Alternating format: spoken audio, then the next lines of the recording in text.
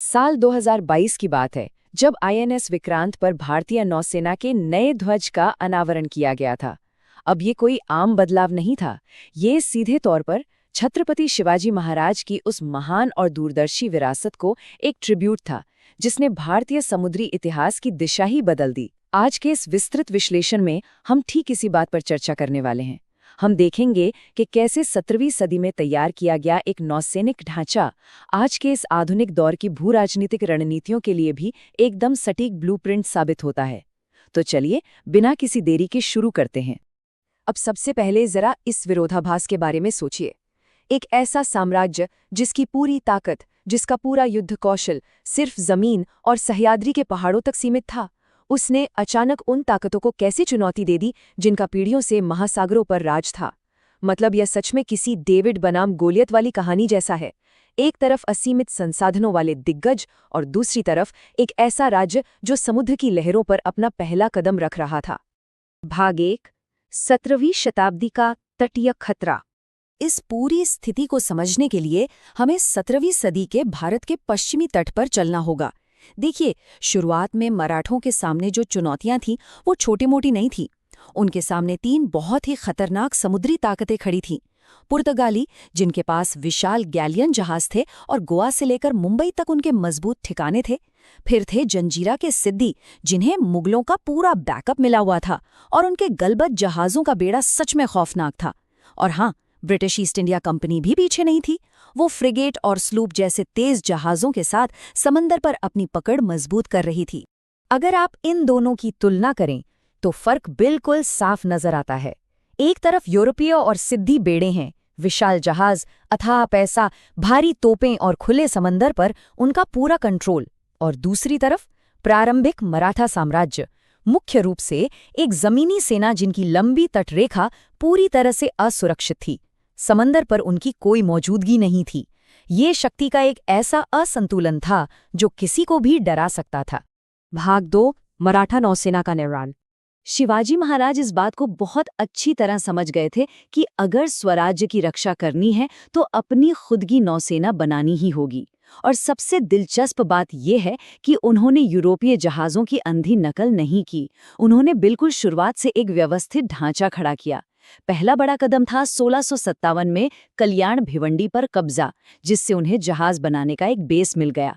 फिर उन्होंने जहाज निर्माण की तकनीक सीखने के लिए विदेशी इंजीनियरों को काम पर रखा और अपनी खुफिया जानकारी बढ़ाई। लेकिन उनका मास्टर स्ट्रोक था गहरे पानी वाले भारी जहाज़ों के बजाय कोंकण के उथले पानी में आसानी से चलने वाले छोटे और फुर्तीले जहाज़ों का निर्माण करना। साथ ही विजयदुर्ग और सिंधुदुर्ग जैसे अभेद्य तटीय किलों ने उनकी इस ताकत को कई गुना बढ़ा दिया।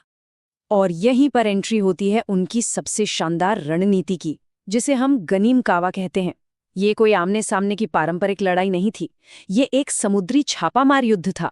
मराठे जानते थे कि वो भारी जहाज़ों से सीधे नहीं टकरा सकते, इसलिए उन्होंने अपनी छोटी नावों की फुर्ती, कोंकण तट की गहरी समझ और अचानक हमला करके गायब हो जाने की अपनी कला का बेहतरीन इस्तेमाल किया। दुश्मन जब तक संभलता तब तक खेल खत्म हो चुका होता था। अब जरा इस नंबर पर गौर कीजिए। 0 से शुरू होकर 1680 तक आते आते ये नई नौसेना इतनी बड़ी हो चुकी थी कि इसमें करीब 500 जहाज शामिल हो गए थे। ये कोई छोटा मोटा आंकड़ा नहीं है, ये इतना बड़ा बेड़ा था जो पश्चिमी तट पर किसी भी विदेशी ताकत की नींद उड़ाने के लिए काफी था। भाग 3, समुद्री शक्ति का अर्थशास्त्र। लेकिन भाई एक बात तो तय, 500 जहाज़ों की नौसेना खड़ी करना और उसे चलाना मुफ्त तो नहीं था ना। इसके लिए एक बहुत ही तगड़े आर्थिक ढांचे की जरूरत थी और यहीं उनकी कूटनीति काम आई। सूबेदार अन्नाजी पंडित ने मक्का और बसरा जैसे दूर दराज के अरब देशों को नमक बेचना शुरू कर दिया। इसके अलावा मराठों ने पुर्तगालियों के उस काटाज नाम के टैक्स को देने से साफ मना कर दिया जो समंदर में चलने के लिए देना पड़ता था। उन्होंने एक और बहुत ही चालाक चाल चली। विदेशी हमलों से बचने के लिए उन्होंने अपने जहाज़ों पर यूरोपीय नाविकों को ही नौकरी पर रख लिया। और हाँ, राजापुर में ब्रिटिश फैक्ट्री जैसे दुश्मन की संपत्तियों से हासिल किया गया धन भी इस पूरी मशीनरी को चलाने के काम आया। और अगर आप सोच रहे हैं कि कॉर्पोरेट जासूसी कोई आज के ज़माने की चीज़ है तो ज़रा इसे देखिए। सालेर और बारदेश के युद्धों के बाद मराठों ने करीब 1400 से 1600 व्यापारियों को बंदी बनाया और इसका मकसद सिर्फ फिरौती मांगना नहीं था, वो उनसे लंबी पूछताछ करते थे ताकि उन्हें व्यापारिक मार्गों, कीमतों और बाजार की अंदरूनी खुफिया जानकारी मिल सके।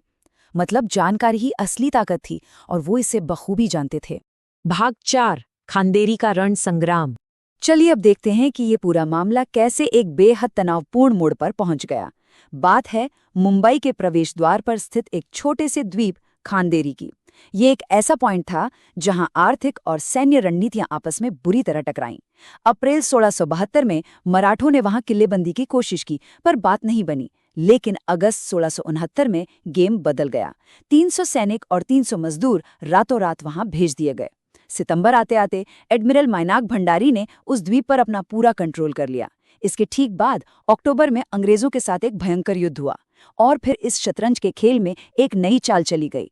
जनवरी 1680 में सिद्दी कासिम ने खांदेरी के ठीक सामने उंदेरी द्वीप पर कब्जा करके अपनी किलेबंदी शुरू कर दी।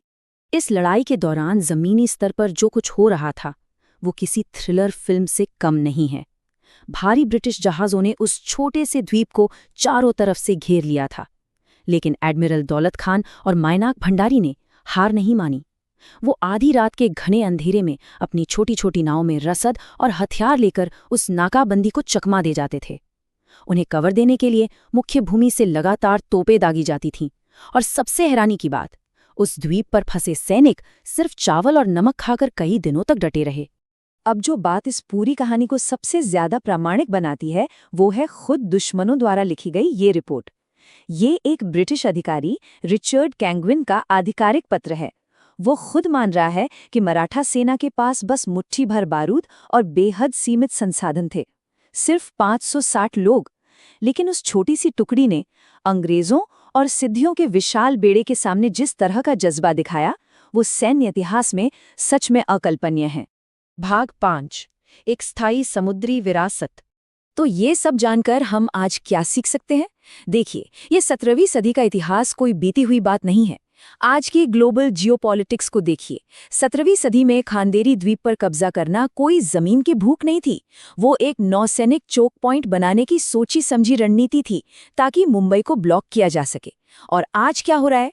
मलक्का जलडमरू मध्य के पास स्थित सबांग बंदरगाह जैसी जगहों का इस्तेमाल ठीक इसी तरह के रणनीतिक समुद्री मार्गों और चीनी नौसेना की हरकतों पर नजर रखने के लिए किया जा रहा है। सदियां बीत गईं, तकनीक बदल गई, लेकिन समंदर पर कंट्रोल करने के बुनियादी नियम आज भी वही हैं। और इसी के साथ हम इस विश्लेषण के अंत में एक बहुत ही अहम सवाल पर आ जाते हैं। क्या सच में आज के ग्लोबल पावर स्ट्रगल और 17वीं सदी की इन समुद्री रणनीतियों में कोई बड़ा फर्क है? सोच कर देखिए। समंदर आज भी वही शतरंज की बिसात है, बस खिलाड़ी बदल गए हैं। और शायद यही कारण है कि आज भी हमें उस 17वीं सदी के विजन की उतनी ही जरूरत है जितनी तब थी। इस बारे में आप क्या सोचते हैं?